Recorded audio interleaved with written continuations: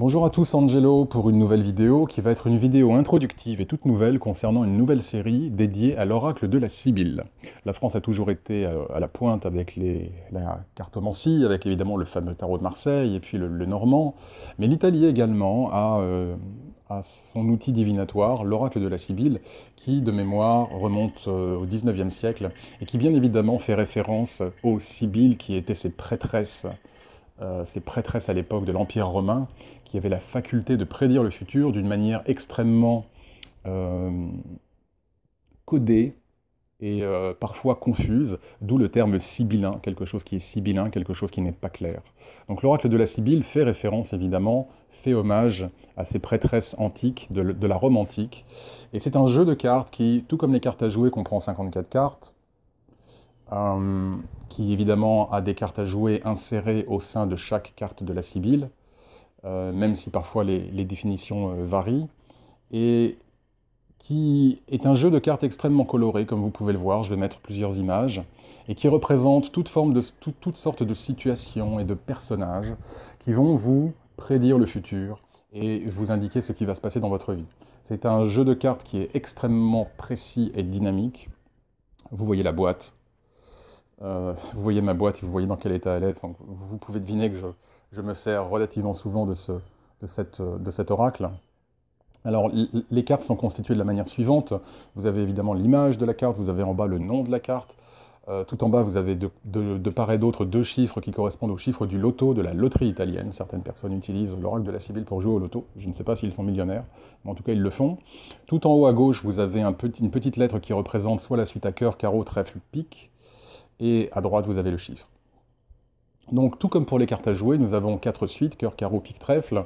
Les cœurs, évidemment, représentent une suite extrêmement positive sur les émotions, les sentiments, l'amour, les bonnes nouvelles. C'est une suite extrêmement vertueuse. La suite à trèfle est probablement la suite la plus puissante, celle qui a l'influence la plus dominante et qui a la capacité de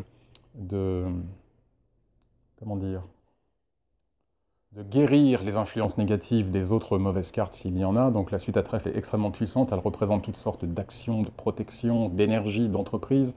La suite à pique évidemment représente les déceptions, les troubles, les peines, les pertes, la tristesse, les blocages, les challenges, les ennemis, les dangers, etc., etc. Et puis la suite à carreau est une suite un petit peu pot pourri qui représente un peu les événements de la vie de tous les jours, avec ses hauts et ses bas. Donc il y a à la fois des cartes positives et des cartes négatives.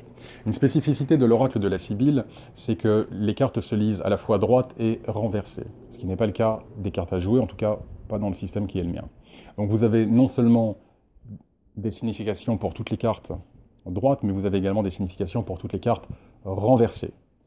Et la plupart du temps, évidemment, la signification d'une carte à l'envers est évidemment à l'opposé de celle à l'endroit. L'oracle de la Sibylle se lit de la même manière que les cartes à jouer ou que les cartes le normand, mais attention, la Sibylle n'est pas le normand, n'est pas les cartes à jouer.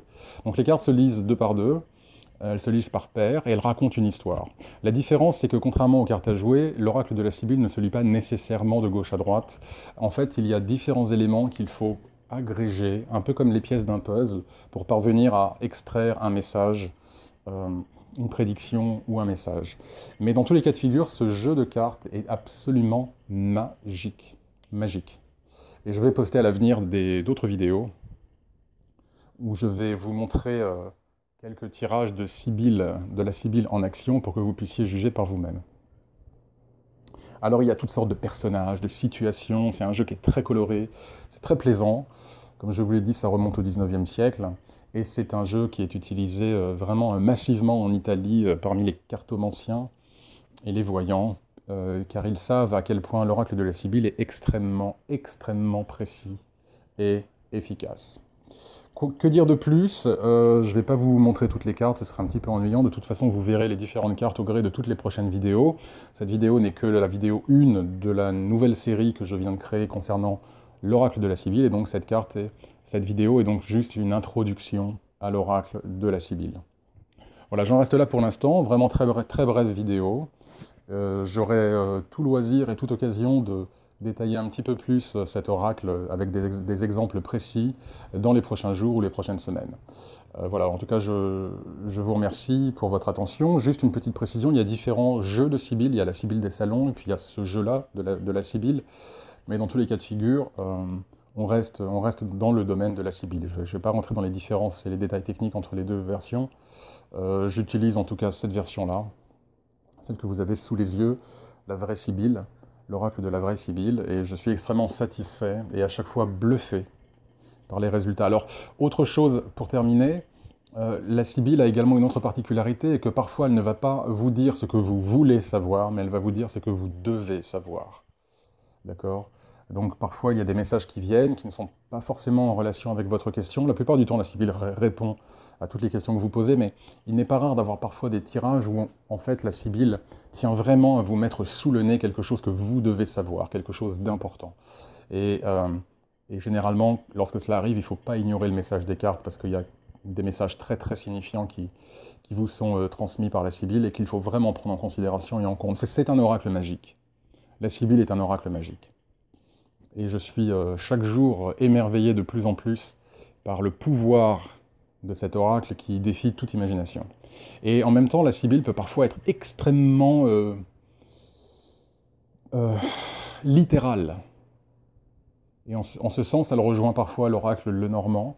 C'est que parfois, la Sibylle peut vraiment être très littérale. Elle peut être très profonde, tout comme elle peut être très très littérale. Mais nous aurons l'occasion d'en reparler à l'occasion de prochaines vidéos.